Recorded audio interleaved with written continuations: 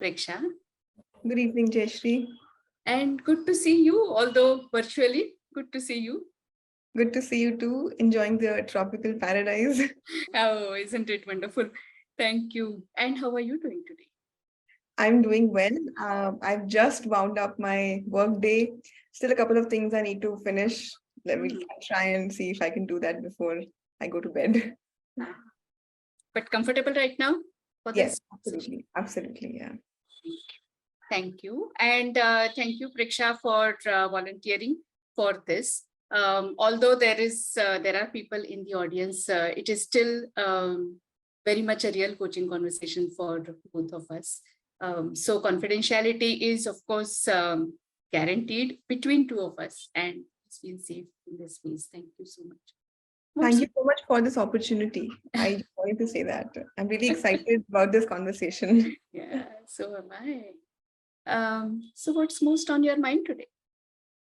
So one thing that I think has been an issue for me, but it never really occurred to me, or I never really was aware of it. I was aware of it being a problem, but it never really kind of was a priority for me to work on. But it's essentially about how to figure out, like, how do I budget my time? So in the context of, especially in the context of work, when I am doing a piece of work, I have to set out with some deadlines, right? And those deadlines, the timelines that I'm working with, I am making them available for other people as well. So that means that I'm accountable to those. How do I do a better job of estimating what those timelines should be ideally, right? It's an area of challenge for me. So how do I do a better job of estimating? Yes. And you use the word issue as well as challenge, right? So challenge. The challenge seems to be to me that I don't feel satisfied with my ability to set practical, productive, meaningful deadlines. Like either they are actually mostly they are extremely impractical in terms of being very short. And it's something that's always been the case for me. I mean, like, I don't know how many people relate with this, but I remember making those timetables where I would be finishing off the whole book in one day. Right. Studying for like 18 hours a day. And I would skip off that timetable right in the first hour because it's just impossible for me. But I think over the years, I've become a slightly bit better with that, but nowhere close to where I want to be. And the challenge for me is, how do I can't seem to wrap my mind around how do I estimate the effort required for a piece of work properly enough, and estimate how much effort it will take, how much time it will take me, including like there are vagaries, right? There could be something random coming up in my work or personally. So how do I kind of make a mental model of that? How do I, take in all of that information and create proper, useful timelines for that? Yeah.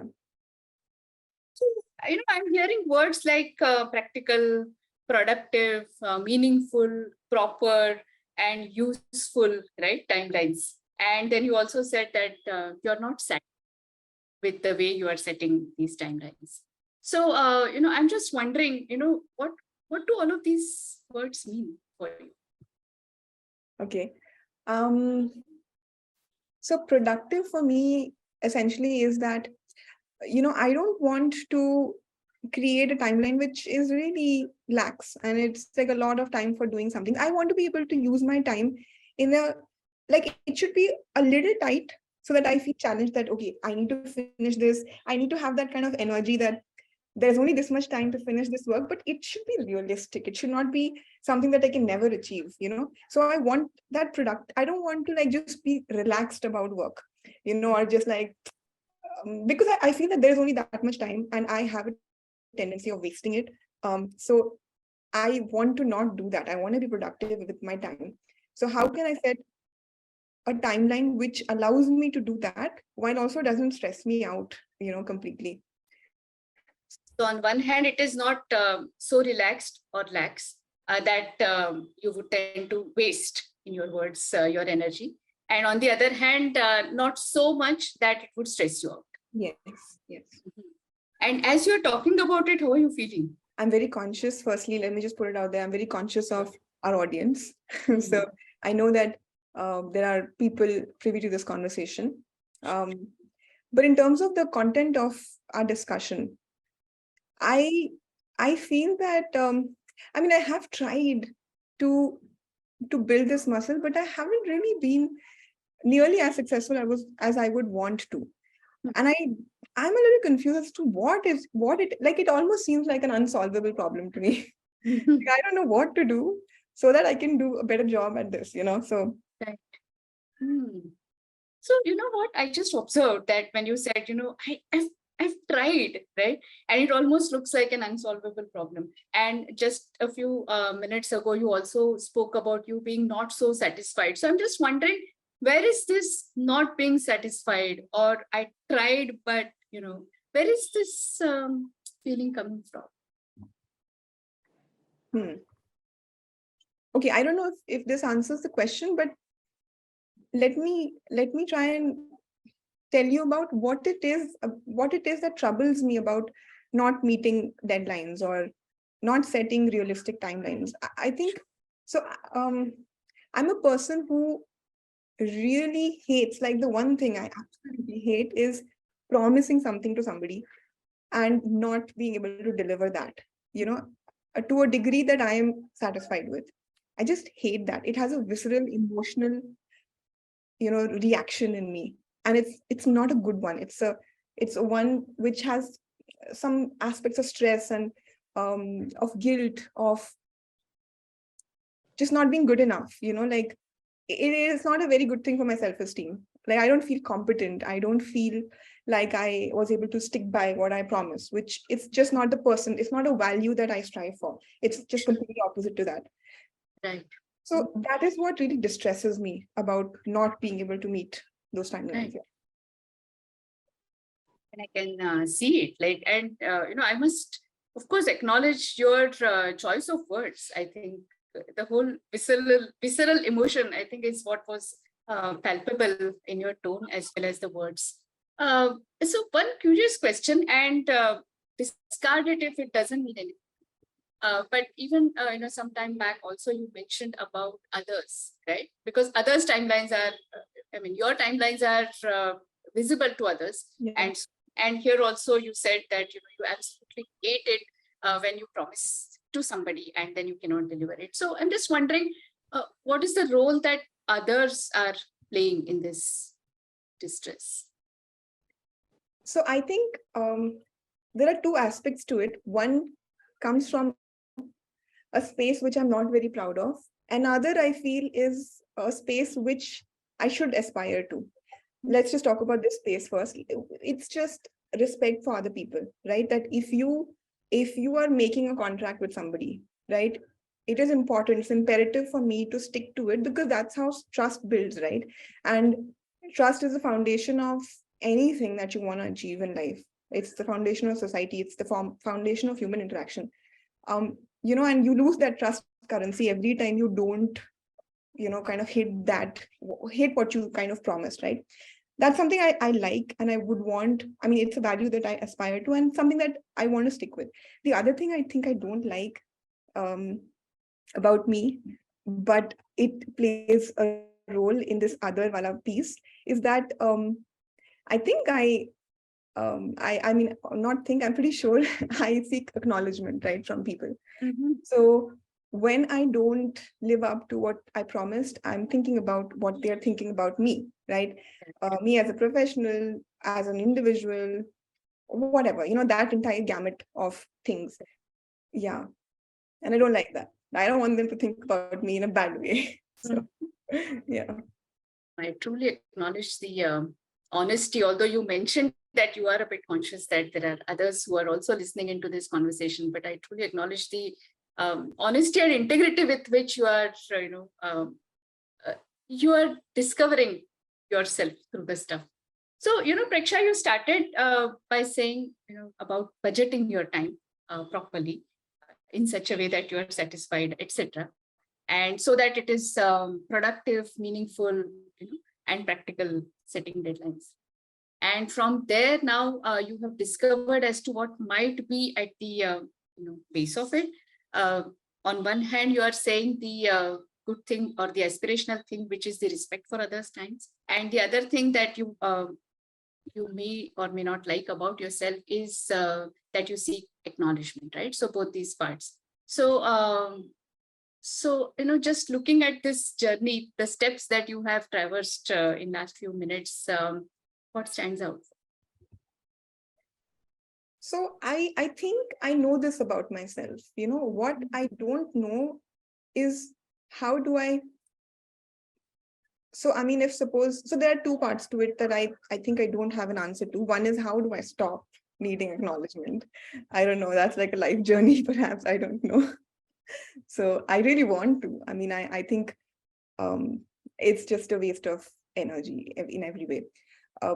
That. And the second thing is, how is it that I can actually, like, the practical aspect of forming useful deadlines is, how do I correctly get an estimate of the effort? It's especially challenging for me when I'm doing new things, which Right. I don't really understand how that's going to go. But I have a feeling, a gut feeling, that there could be some heuristic, some rule of thumb, something that can help me, because there are people out there who hopefully seem to do it better than me. Yeah. So two aspects. One is how to stop seeking acknowledgement. And second is this: how do I really set realistic timelines? So especially when you're doing new things. Right? Yeah. So which one of these or anything else that you would like to focus on in our today's conversation? I think I would want to focus on the second bit about how do I realistically estimate the effort. Because I think that might be a lower hanging fruit. I don't know, because the other one is like complicated. Yeah. Okay. So how do I realistically estimate the effort? And all these three words are big words for me also, right? I mean, practically speaking. So what is realistic for you first? Realistic is something that I understand that there could be some risks with everything, like things that you haven't really thought about. But Sure. to be able to at least get a standard sense of the effort, right? Like, on an average, how much time or effort does it take? What are the tasks involved? Or at least like a bucket list of them, not details perhaps, but at least buckets, right? So getting that, and like, how do I go about getting that information? So, I haven't really thought about this ever. So this is the first time that I'm exploring this. Sure. Yeah. So one is kind of, get a ballpark, a standard. There might be standard kind of a thing. And how do I really get the information about it? Yeah.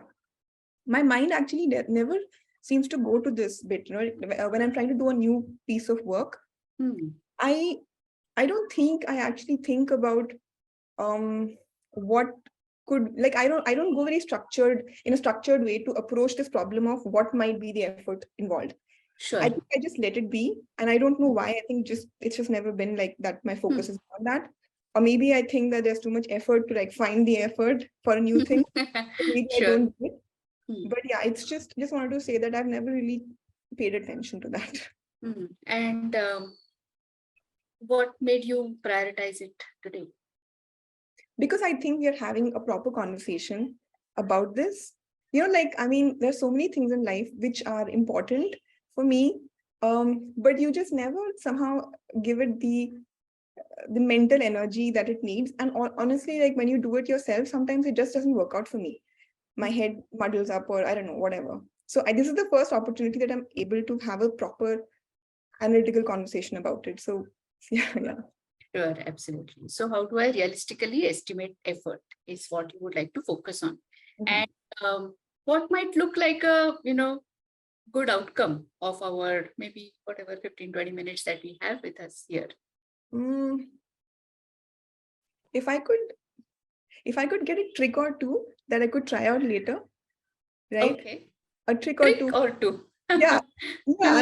Hack or two. I don't know what to say. But if I could get something that I could experiment with, because I know, I mean, it's very little time and we might not be able to get like a complete answer for this, but at least if I could get something that I could try in my real world, like outside of this conversation, that would be like fantastic. Yeah. And I saw there was a glint in your eye and a little bit of wink when you said trick or two. Yeah.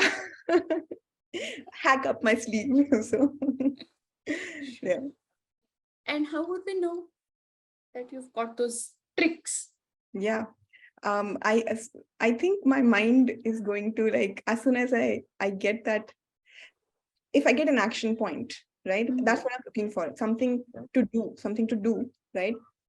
If I can articulate that, I mean, you would know that this is something that seems to, yeah, I'll tell you that I'm going to do this. Yeah. So how do I realistically estimate efforts? And how would you like to start? Okay, let me think about this.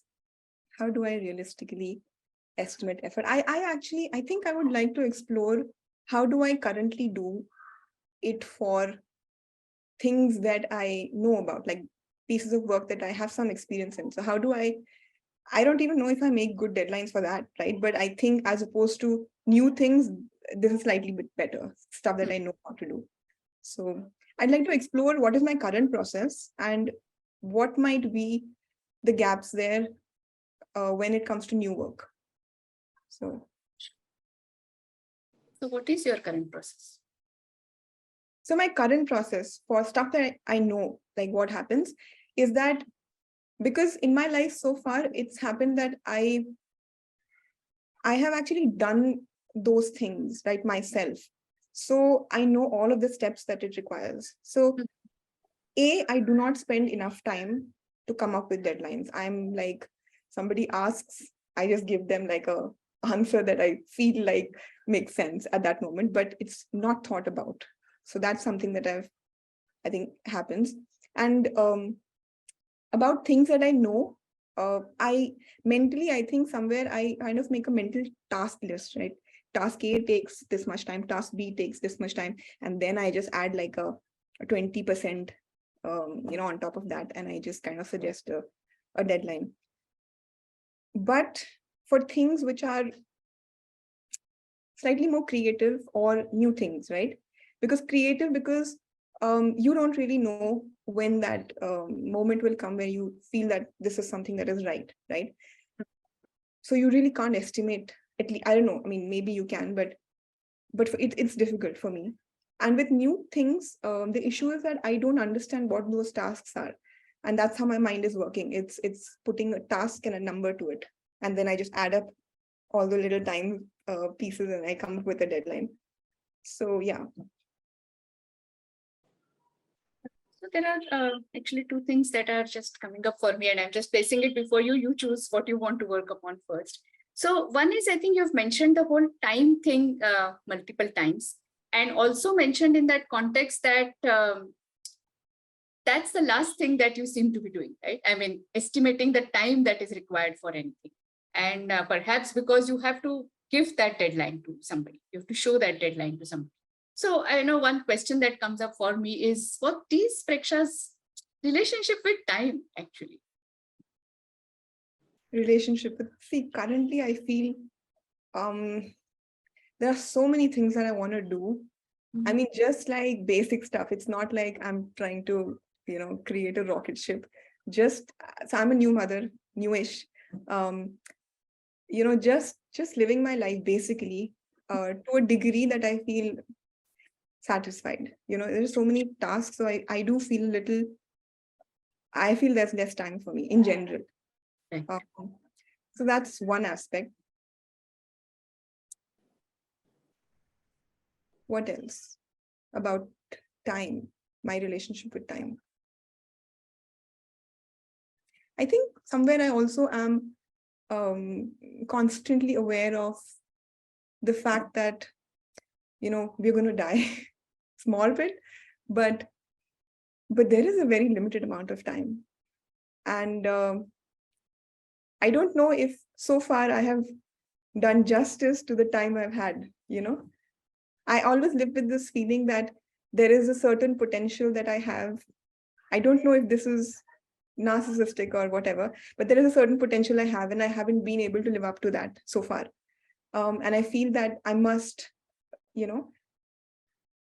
don't know, I feel that I must do justice to that, because at the end of it, I would want to look at a life where I have grown, at least, if that is the very bare minimum. I don't have a destination per se to reach, but I do want to feel that, today, this version of me is better than what it was yesterday. And I want to be confident about that. I should not be like confused if I did the right thing.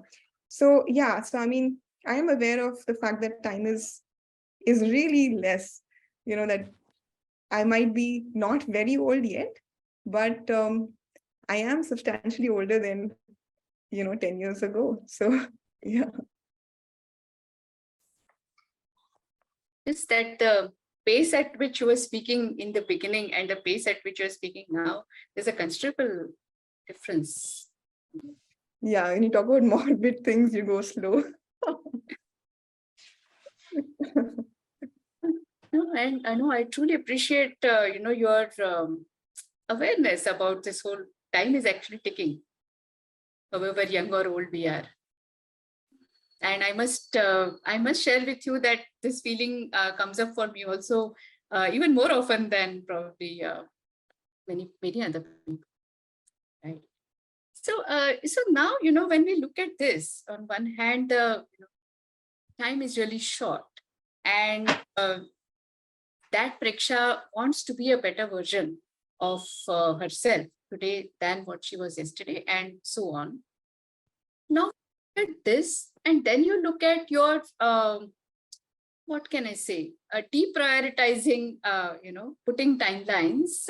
How do these two things, really sit together? I think one thing is that somehow in my mind, I feel that establishing a timeline is not actually work. So I don't put the effort that it needs, because it's not an outcome, right? It's not something that you have to talk about. Like it is not an outcome, essentially. Sure. But yeah, I mean, it is certainly a very important part of reaching to the outcome in a elegant fashion, not like stressing, huffing and puffing. Wow. You've used my favorite word. Elegant. So you're saying it is not outcome. Yes. And I think that's the reason I don't put the effort that it probably needs. So And what is outcome for Preksha? Outcome is, suppose if I have like in like everyday sense of the word, if I had promised somebody a certain output, right? Like I'm going to do A, B, C, D. I mean, that should be done. That would be like if I have met the promise that I had promised, that would be something that that I would consider as work done. Correct, absolutely. So one thing that I'm noticing, of course, once again, the promise made to somebody has come up. That is one. But the other thing that I'm noticing is promise made to somebody and that being kept is important for you, Preksha. And the outcome is defined by you as whatever that 1, 2, 3 things that you had promised. But the stress is coming out of whether you are able to deliver those 1, 2, 3 on the time at which you promised. So, there's a bit of interesting thing that seems to be happening to me. I don't know. I mean, there is an outcome which is a promise, and there is a timeline which is also a promise, but that timeline is not really a part of the outcome. So. That's very interesting.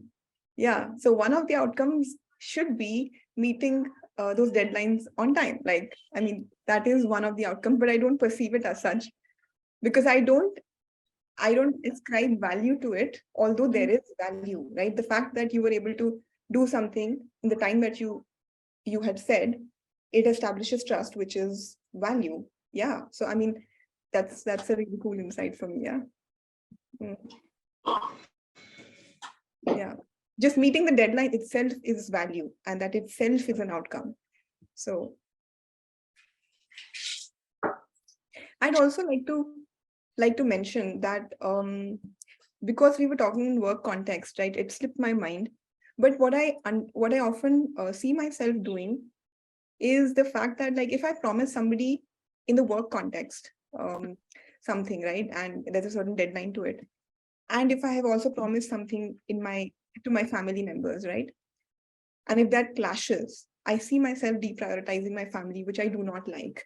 I mean, it just shows one more degree of that seeking acknowledgement, I feel that, I hate that. It's just, I don't like that. Yeah. This is one more dimension. Yeah. How will Preksha know? I think I will have to think a little deeper about this. And the next time this happens, at that moment, I need to take a pause and kind of unfold or unpack the emotion that I have. What is that emotion really coming out of? And that awareness would be very helpful, I think. Yeah. So in a way, you've brought back what you had discarded before, for setting up the outcome. Yeah. Yes. And you had chosen to work, how to set realistic, rather, how to have realistic estimate of effort. So I'm just wondering, how are we doing with respect to that? So, yeah, I think I would like to have a little bit more discussion on that, because I still feel that might be an easier problem for me to solve. Because I feel it's external. There are things I can do, discipline I can create in myself. I feel that is easier for me to do rather than, solve deep things that have like a deep psychological subconscious content to them. So yeah, making this choice, what are you noticing about yourself? I think I'm trying to prioritize so that I can get the maximum bang for the buck. Quickly, if I were to look at this problem of making, useful deadlines, if I were to get some improvement in that, what is the quickest way to see some delta, right? And while I think the other thing is more important, but it will take a longer time. And I would want to work on that as well, but I don't know if I should, like, practically speaking, should prioritize that before I do this, because it has a very practical impact on my daily life, Sure, I can reduce, got it. I can do some little bit better on this, I can reduce some stress in my life. Sure, right. Yeah. And yeah, so therefore bringing back the information that you gave, that when you are working on things that then you know how to estimate, and you kind of add just 20%, add up all those and add 20% and present that as a deadline. And when it is about things that you do not know or you've not done before, then there's a challenge in having the realistic estimate of effort. Yeah. So what do you need to know in order to get this realistic estimate of effort? Yeah. As I said, like, if I had a better sense of what might be those tasks that I have to perform in order to get that work done, I might be able to better estimate. Like, you just know that to do this, on an average, you would take this much time. Sure. And just kind of, add up those things and go that way. But in the absence of that knowledge, what is it that I can do to still be able to make, deadlines have to be made on this premise that the tasks that are included in that job, they add up to a certain whatever, right? What do you usually do in absence of knowledge? I faff, which I shouldn't. But I just ask, my teammates, hey, how much time do you think this will take? But like, I can't trust what they say always, because I don't know what their rationale is to come up with this timeline. They could have the same problem as I could, or they could be like, hey, it just takes me like 1 day, but let me just tell her 7 days, like, I don't know. So, yeah, but if I were to ask somebody who is not part of that particular piece of work, like if it's not part of the team that requires to do that work, if I have a discussion with them about the fact that, hey, this is the type of work I have, what might be those things that you need to do, right? And help me develop a a timeline for this. Uh, the only thing, the problem with this is it takes effort, but the fact that I recognize that meeting a deadline itself is value makes it worthwhile to put this effort for me. Like, I get that. The only one other problem that I feel is that, hey, this takes time. It still takes, like, it will take probably 15-20 minutes, half an hour, maybe, for some experienced person to guide me through this, right? But I'm like, why would they want to like invest that time? I'm not sure if, I don't know, I haven't tried it, but it's just a thought that comes to me, but I must try it. So yeah. So Preksha, we've got about 5 minutes left in our conversation. How would you like to make those? I think one thing that I will try and do is, when I get a new piece of work, something that I don't really already know about, I will have to like think about what questions to ask somebody who has done something like this,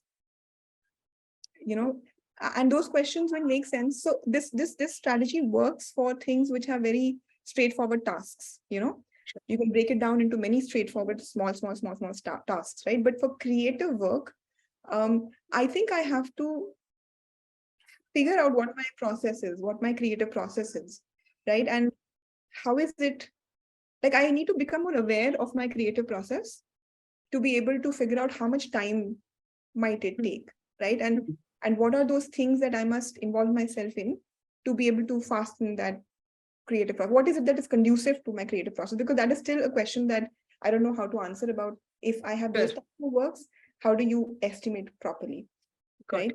So that is one thing. The third thing that I think is really valuable for me is just understanding and acknowledging the fact that meeting a deadline itself is a value, and it must be respected.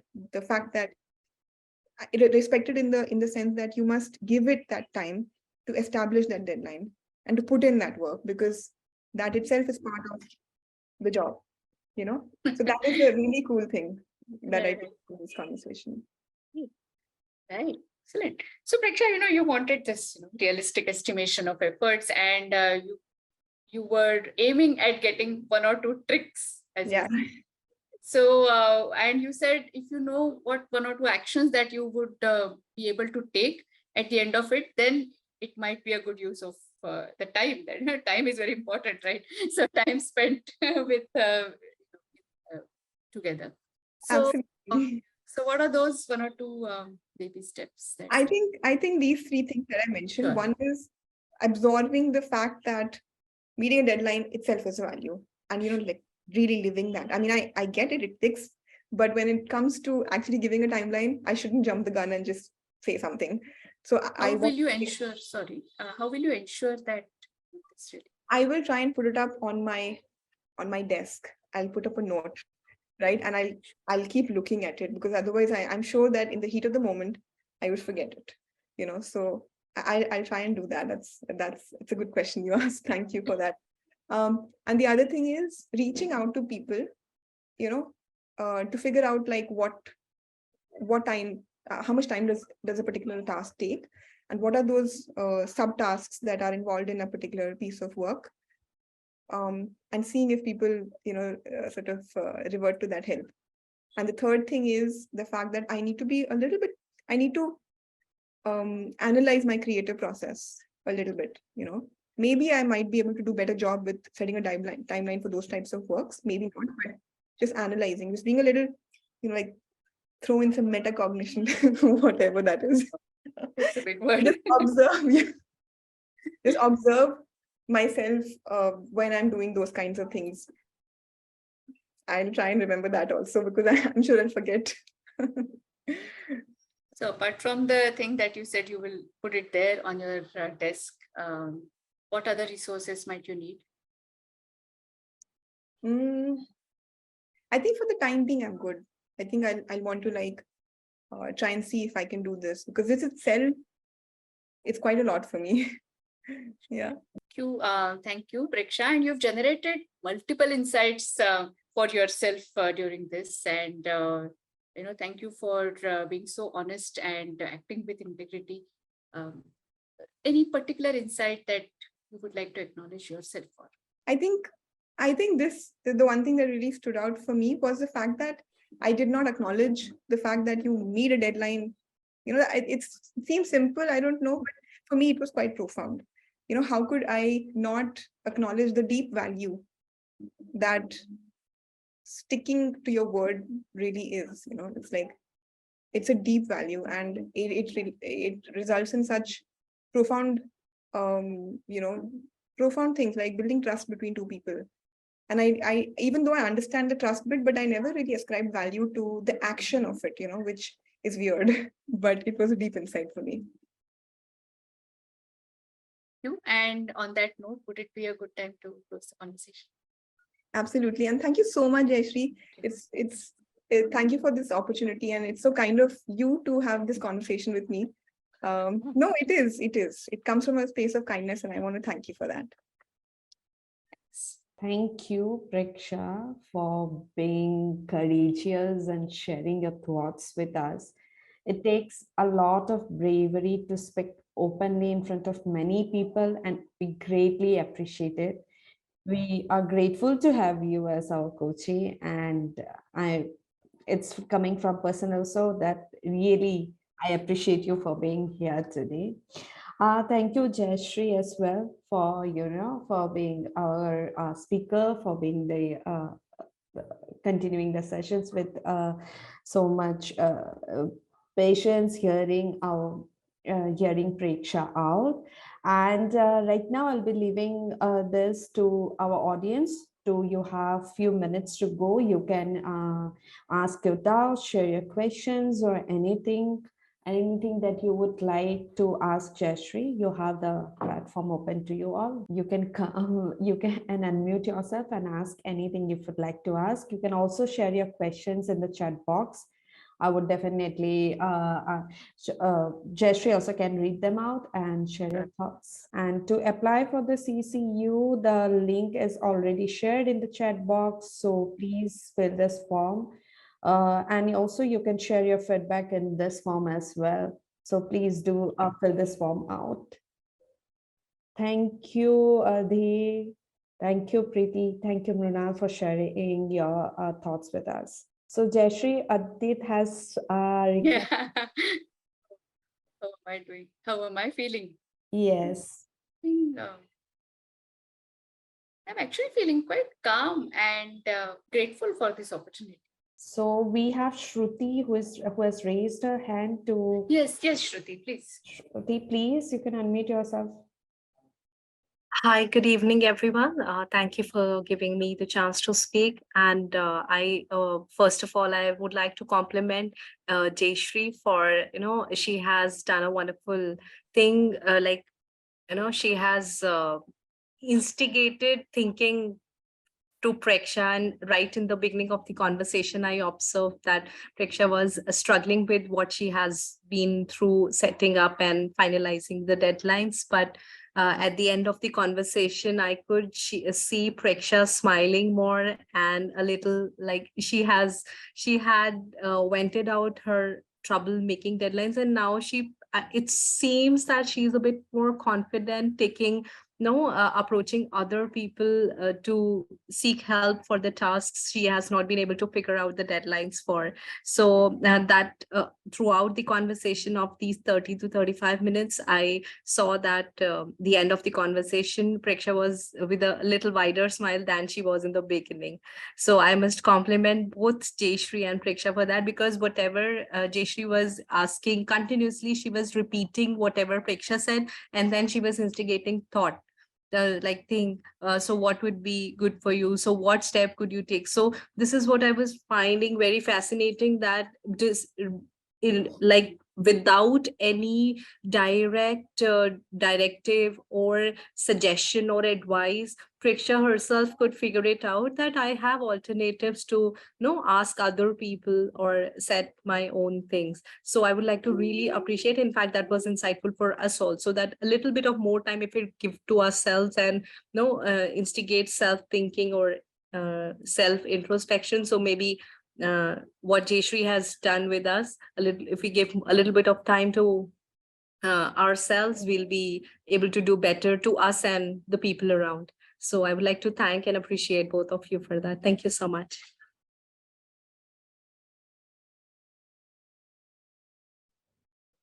Jayshree, would you like to say something? Just because I was a coach in this situation, it doesn't mean that I'm better than Preksha in most of the things that she mentioned. Obviously, So- because we are a human being, so every one of us has different situations to address. Maybe you could be coach to Preksha today. The other day, Preksha could be a coach to me. Absolutely. So yeah, that makes sense. Thank you. Ravi and Chandrakit. Yeah, Chandrakit. Yeah, the question to Preksha actually, while you were talking, and as Jayshree was asking you those questions and conversing with you, so my question is to Preksha: did any question come to your mind which you wish Jayshree had asked? Great question. Honestly speaking, I felt that there was no space in the conversation for me to think anything beyond what Jayshree was asking me, because it was just such a to and fro. So I don't think my mind could work fast enough to think of another question. Yeah. Yeah, thanks. Ravi, you can ask your Ravi, question or yes. share Yeah, your thoughts. yeah. So it's more of an acknowledgement and also maybe kind of a tip that you can share, right? I saw you beautifully matching the energy levels of Preksha. So when she started and she used the language and you kind of used that various moments, that visceral emotion, and then you said, I can see that your rate of the speed at which you are saying things have come down, right? So, and yet you so for example, when you say that visceral emotion, I don't know, I mean, you kind of left it there, you presented it to her and then stepped back. So was that done very consciously from your end, or was it that you did not want to get into the detail and the drama, but yet acknowledge and step back? Good question. First is my that acknowledgement of her rather than vocabulary, I think what can I say, her articulation. I was really impressed by the way she was able to articulate what she was feeling. And yes, I think just repeating that word, so just creating that space for her if she wanted to describe it more. But I didn't want to know more about the visceralness of that emotion because you use the word drama, right? So, and it could cause different emotions to different people, right? So, and that is a question that I'm asking to you, because see, some of us who are being coached by our mentor coaches and you know what, we are on our journey, we are told drop an anchor. Right? Correct. And here is such a strong opportunity that your coachee is presenting, I mean, or the person is presenting, where the person is saying that this is so emotionally important to me, and you choose to still kind of not go deep. Good question. Now, actually, what you say is right. I mean, dropping an anchor is important. However, each conversation can go in multiple directions. Agree. Therefore, maybe if you were the coach, you would have decided to drop an anchor there. For me, relationship with time became an important anchor. So two things stood out for me.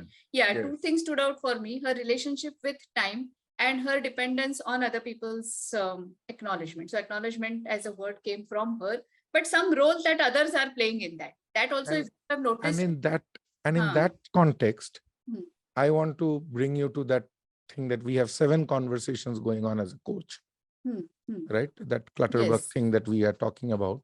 So isn't it your agency as a coach which is guiding you where you should have dropped the anchor? I guess so. I don't know. I mean, yeah, because I mean, I'm just trying to understand this because, as a student of this practice, because, where do I drop an anchor and where do I don't drop an anchor, right? Yeah. And because we are in the fraternity of coaches here, yes. right? So I think this is a space, and it is such a beautiful conversation that you conducted. So I was wondering, I mean, what is my compass? And my compass is my compass. Correct. depending upon what I have heard, Yes. what I have considered to be important, Correct. right? And therefore, where should I drop the anchor? Yeah. Yeah. Correct. So my choice is typically, first of all, what you say is absolutely right. I think it is quite a subjective decision. So what one coach might decide, the other coach might decide something different. And therefore, the same topic and same coachee and conversation could go differently. Multiple ways, huh? Yes. My choice here really comes from something that gets repeated, right, by the coaching client. So if that visceral or any other similar word would have come up again, I would have certainly explored that. But time came up again and again, and others, reference to others came up multiple times by the time I chose to anchor the conversation around that. And so it seems that, reference to others or having the, reference point outside of her has been her challenge. And of course, if I were her coach for multiple conversations after that, I am sure she would come, and I would love to be a conversation partner with her. Sure, she would come back again and again to the whole paucity of time, right? Do you understand? She's in hurry because she thinks so much time has already passed. I want to go there. Have I really reached that? Yeah, But it's a classic seize the moment conversation. So she's in a hurry. And so there are two things. She's in a hurry, and plus others are important. Others' acknowledgement is important. And therefore, she's trying to park, even in this conversation, she's trying to park that point, which she thinks is going to take more time. Okay. So frequency of repetition is what is your... that is kind of an indication that this seems that to is be important to her. Okay. Thank you. That's how I take it. No, that's absolutely fine. I mean, I was just trying to understand what is your, index of where do you seek to, Thank you. Thank you, Ravi. Thank you, Chandraketu. As anyone has anything else to share, to, ask questions to Priksha or Jayshree, anyone has anything? We have passed the time, but still 5 more minutes we can wait and have a conversation. So the platform is open to all. The link to apply for the CCU and share your thoughts, it's already there in the chat box. So you can fill that form as well. And the link for this session will be shared in our YouTube channel by next week, and it will be also shared to you via email. So you can always go to our channel, watch this session once again, and have you can really take insights and perspective from this session. Okay, Shruti, do you have to say something else? Yeah, I was just wondering if I could come in again and ask something. Yeah, I just wanted to ask Jayshree that as a coach, sometimes when we are having a conversation with a coachee and a coachee is sharing something that sometimes may link to our own experience in the past, or like maybe might be going through the same in the present also, because human beings have similar tendencies in like different situations. Yes. So now, as a coach, at that point of time, the coachee is discussing a problem or an issue or a matter that you yourself might be facing at that time. So how do you hold back to what you do? Sometimes it crops up in our mind that what I am doing in this situation, I might like to suggest to the coachee, but the coachee is a different person and he or she may like to go choose a path different from yourself. So how do you hold back to that emotion of expressing what is happening with you at that moment when you are through the same situation? Correct. So first of all, I must share with you, as I shared, I think some time back, and that was not like a textbook kind of statement. I must share with you that actually the problem that Priksha said and many things actually resonated with me. But I just chose to voice out only once when I said the time is ticking, and that feeling comes, far more number of times for me than many others. I, in fact, avoided saying than you because I'm sure much older than her. So time is ticking even faster for me in my head, right? So I think that is only one place where I thought I could just be vulnerable. And why not? I mean, I just shared that with her. But actually, good question, Shruti, but while I am in the same situation, first of all, I don't know. I don't have answers at all. So there is nothing that I can share with her. That is the first thing. And secondly, I think your question itself contained an answer, right? So her journey is different. My journey is very different. Her choices that she has made will make in her life, in future, could be very different from mine. And therefore, somehow that solutioning part for me just gets blocked. Maybe it is a matter of habit now, but that just gets blocked when I am in a coach position.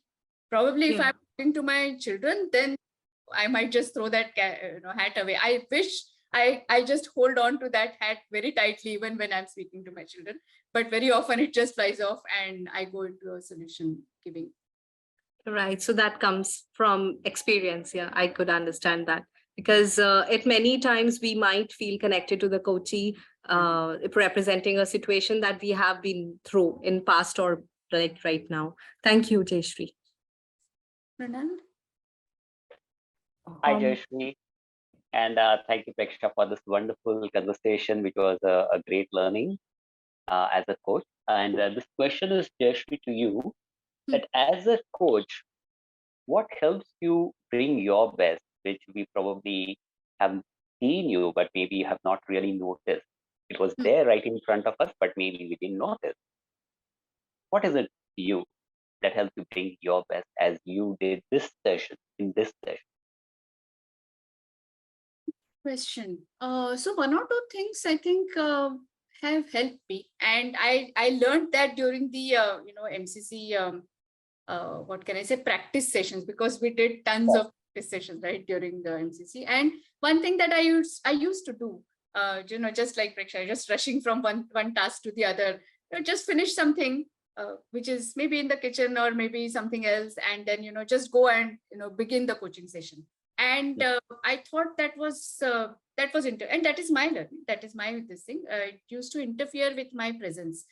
So I need to give myself a few minutes of just quiet time to center myself into the role, because all of us are like I'm running my own business, right? Or until April I was also the president of ICF Pune. So we play so many different roles, and switching between roles may not be very easy always, right? So especially coming to a coaching conversation, I do give myself about 10 minutes of time to just wind down, just center myself, and just remind myself that I'm here in service of the client.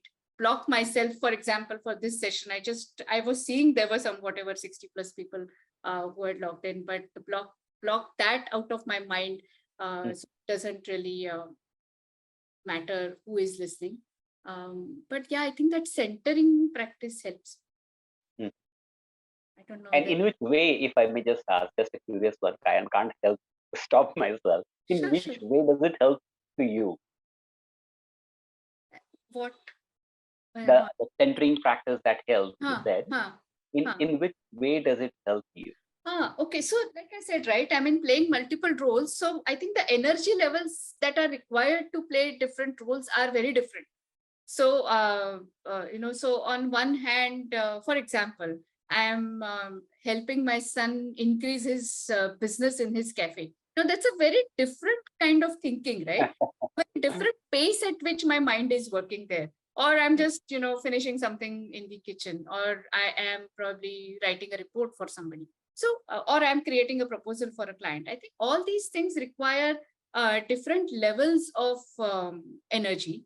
And I think I have found my own, I can't say a level, but I think I have found my own space in that energy space for coaching. So for me to just come to that space, I need to, kind of just cut myself off from the other things. So centering helps me enter in that space. So giving yourself time before you start to center yourself is really, really important. Thank you so much, Okay, sorry to interrupt. Before before Jayshree takes Sapna's question, as we are all sticking to time, so this would be the last question of the section. Yes. Thank you. So I actually, when I was listening to Preksha, this is a question for Jayshree, of course. Preksha was so well articulated the way she was, she had her, like she was very systematic, meticulous, the way she was putting forth her points. She's kind of a dream coachee to get.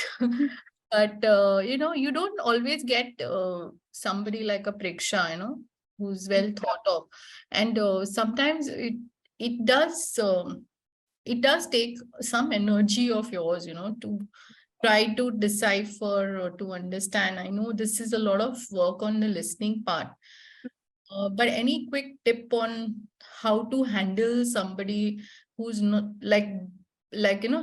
maybe 180-degree opposite Preksha? Correct.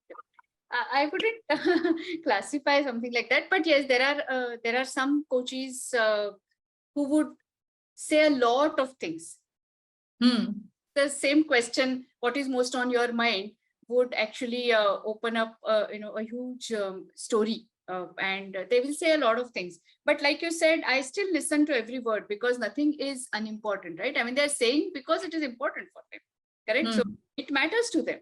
And therefore, it is my job as a coach to honor that, right? What matters to them. So therefore, listening to everything that they're saying. And then maybe just, asking them a simple question like, just repeating few things from whatever story they have told you. Just stringing those 2-3 things and maybe asking a question in terms of, you spoke about all these things, and so when I place this before you, what is coming up for you? So Okay. they might say, oh, all these things are related, or they might say, oh, I'm just blabbering, whatever, right?